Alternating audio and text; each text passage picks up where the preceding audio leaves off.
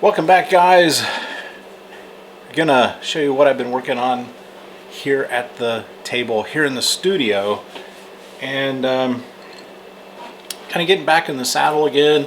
It's been about 2 months since I've been able to build or paint anything. My studio's been a wreck. It's been torn up. I never did get into the office and do anything other than my regular work, and just wanted to show you real quick what I've been up to here at my paint desk, here in my new cubby, right? My hobby cubby, right? Just chilling out. Got some Amazon Prime going on here.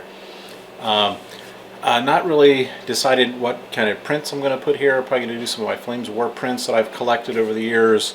Haven't really decided completely what I'm going to do here in the hobby cubby, but you can see here I am still plugging away on my American War of Independence, and these are my skirmishers, my buckskin clad skirmishers.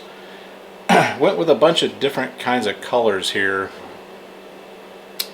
and you know, things like khaki, you know, new wood for the muskets. I used some red leather, right? I've used some flat brown.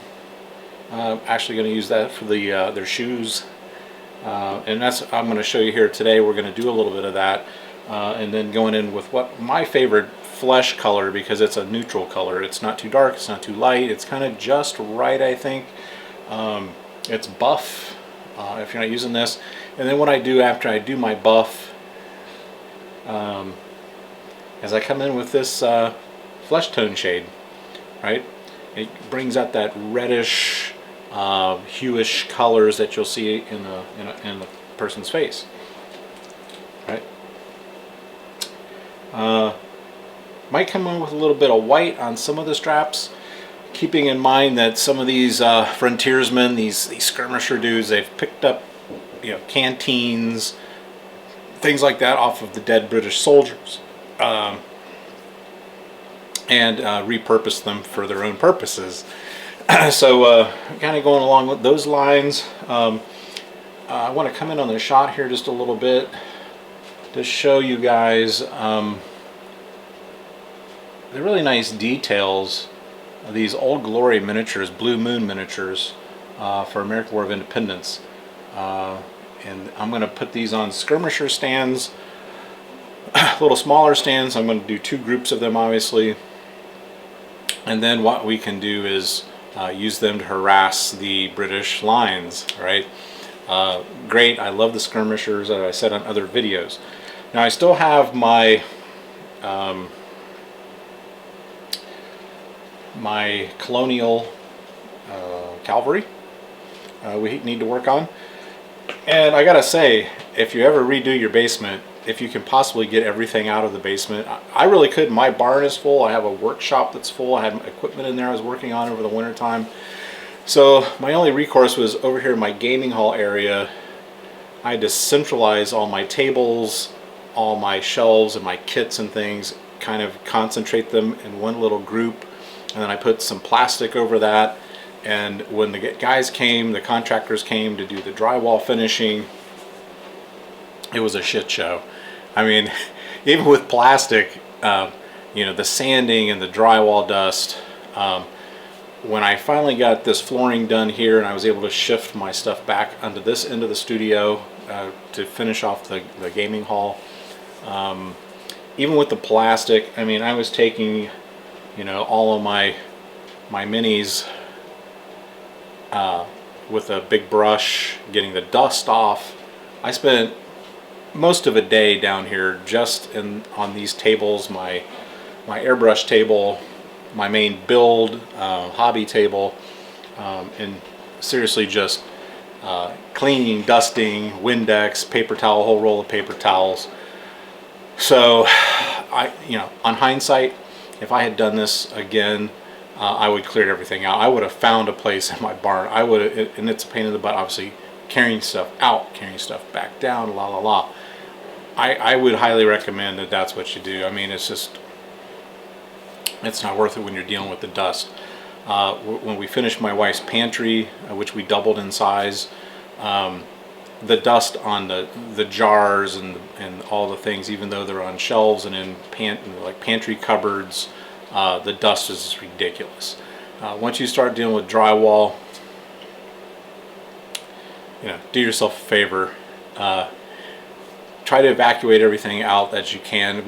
Like when they were doing the drywall finishing, I had plastic up over here in the pantry, and it just gets around it. So anyways, that's my 2 cents on that. It was a real nightmare, but it's good to kind of be back to a little bit of normal here.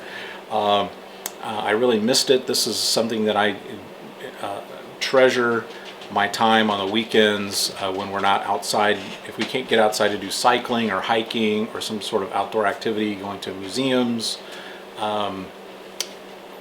this is what takes my mind off of dealing with the public as a business, right? Because most people are super cool and easy to deal with, and every once in a while you get those people, right, that can just really take the life out of you. And it's nice to come home on a weekend or in the evenings and recharge, focus on my hobby, and it takes my mind off of things and gets me to refocus, right, on what's important. So that's basically what I've been up to.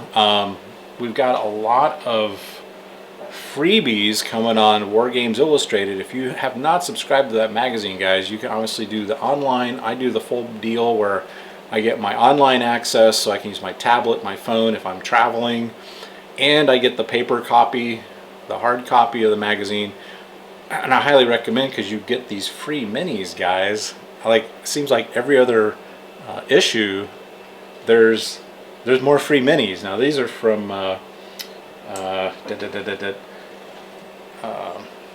Bolt Action, and they're German troops. Okay, I got a sprue of them, right? So I went ahead and one of the first things, once I got everything dusted and back in order over here, right, I built my German Bolt Action, which we're definitely doing here on the channel. Right. So did some of those, got some of those together, built some stuff. This was another kit that I got as a sprue. I think I'm going to do a really cool little diorama and buy one of those glass display diorama kits with the wood base with the glass top, and just do a couple of British Cavalry Light Brigade charging into battle, right? And I thought this time around I'd try something a little different with my 28 mil Waterloo. I'm separating the rider and the horse, which I typically put them together and just paint them together. I thought I would try doing them separate to see if it made much of a difference in terms of my detail and my my level of working on it. Another sprue kit I got with my War Games Illustrated is my... Ooh, somebody's getting in trouble up there. It's probably a dog. We got the Romans. I got a whole sprue of Romans, right? And what else? I still got my light infantry sitting here on the side. I never got to it. I got into, what was it, late December, and I kind of shut down by December 20th for my business for the season. And I'm like, hey, I'm kicking this basement studio project into high freaking gear, right? So I got on the phone, got my materials coming in, and after that I just basically shut her down. Went through the holidays and basically just stuck, right? So there's some rule reviews I have over here on the table I'm working on and getting back in the flow. I still have to put my ceiling grid in, and right now there's an LED light up here, but there's going to be a new LED panel installed up here once my electrician comes back and we run new what's called junction boxes, where I can tie in my remaining LED panels, 6 more LED panels down here. and possibly some more spots that I will wire into those junction boxes as I get pictures and paintings and things on the walls the way where I want them. I will go back in and install some spotlights as like specific highlights. Yeah, so this is basically what I'm working on right now. I'm going to go in here a little bit. I'm not going to go into an actual real paint and chat today. I'm gonna go in with my buff, and I'm going to go in with their shoes with the brown. I'm going to do another brown wash, and this is what I like to use, guys. If I like the bigger bottles, I put my sinker in there, and then I'll go back in with another wash. I'll come in with the faces with my flesh tone, and then I'll start working on my basing right at that point. So that may be the next video we do here. I may bring you back in when I take my skirmishers and I put them on my base. They're not going to be rank and file, obviously. I'm gonna scatter them around so they look like a mob of dudes that are just taking pot shots, excuse me, at the British regulars.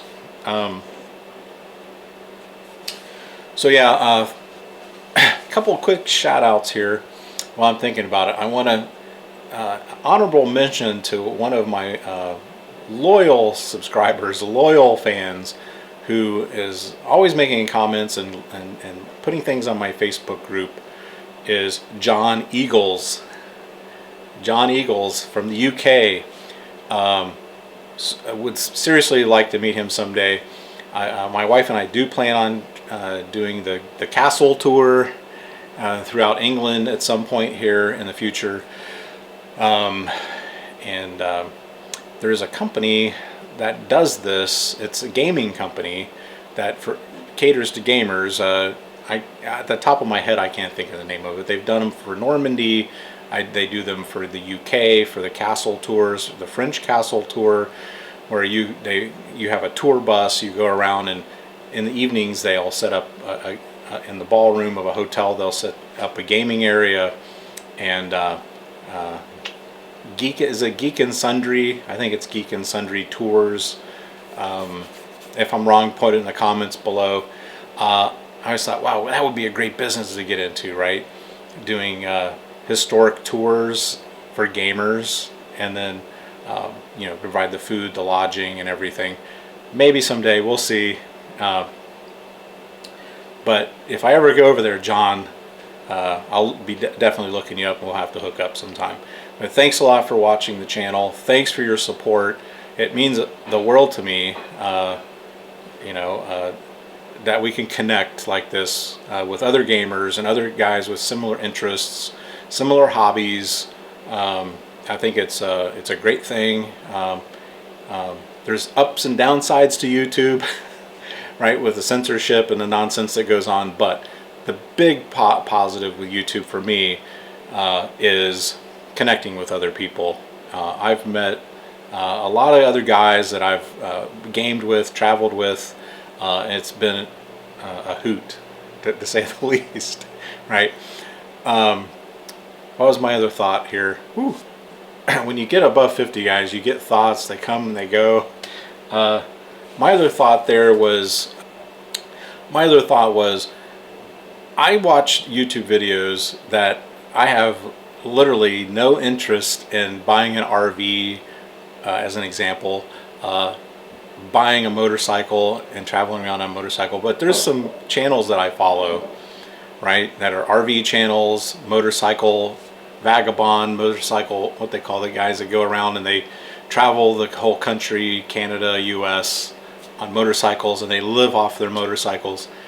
I personally don't have any personal interest in doing that, but I find that I love experiencing what they experience, and I think that's another positive of YouTube. So you may be watching this, you have no interest in being a gamer, right? You may have no interest in painting miniatures because you just have no interest in it. But as far as the historical aspect that I especially like to bring to the channel in the future, doing more backstories of, say, American War of Independence, let's say. Or you just say, hey, it's interesting that somebody out there is doing something that I'm not really interested in, but is interesting to me, right? My wife and I like to cruise. Do we want to cruise like every month or 8 times a year? Of course not. But I like watching YouTube channels of people that they take cruises like every month, right? But I like seeing where they go and what they do and their experiences. The same with the motorcycling, the RVing, guys that have bicycling channels. I don't mountain bike. We're rail trail bikers. But I still enjoy watching the racing bikers and the downhill mountain bike bikers. And I like learning about their ways they fix things and stuff. So if you're stumbling onto this channel, you have absolutely no interest in wargaming, that's cool. It's nice to meet you. It's nice to interact with you and show you a hobby that I enjoy and why I enjoy it, and the like. Also, please check out my wife and I's travel channel, Exploring with the Smiths. We're having a real blast making these videos. We've been kind of shut down with the weather and some of the traveling we had planned to do that we had to shut down because of the COVID-19 issues, which really sucked, to be quite honest, especially cruising. It really has shut that down. My daughter is looking to be a professional dancer on cruise ships, so that's been put in limbo for her. We don't know where that's going to go, but the point is, welcome to the channel. Check out our other channel, Exploring with the Smiths. My wife also does a cooking lifestyle channel, Thrifty Chic Housewife. If you have a wife or a significant other, or if you yourself likes to cook and learn new recipes, this has been a great outlet for us to share our hobbies, to connect with other people, and we're just having a lot of fun making videos, to be quite honest. We've actually found that it's fun to do the editing, to do the filming, to learn about the equipment, the electronics. All these things have been really cool. So if you're watching this and it's something you've been thinking about, do it. All you need is your cell phone to start, guys. Just use your cell phone, right? And as you go along, getting a camcorder or more expensive cameras, those kinds of things can come in the future. But anyway, I want to encourage you guys to get out there, experience life, get into your hobby, really, get knee deep in the things that you're interested in, and always be learning, right? Always be learning. All right, thanks again for coming along. A shout out again to John Eagles, and I hope you guys have a great week and a great weekend. Keep your head up, keep looking forward, and keep moving ahead. Ciao.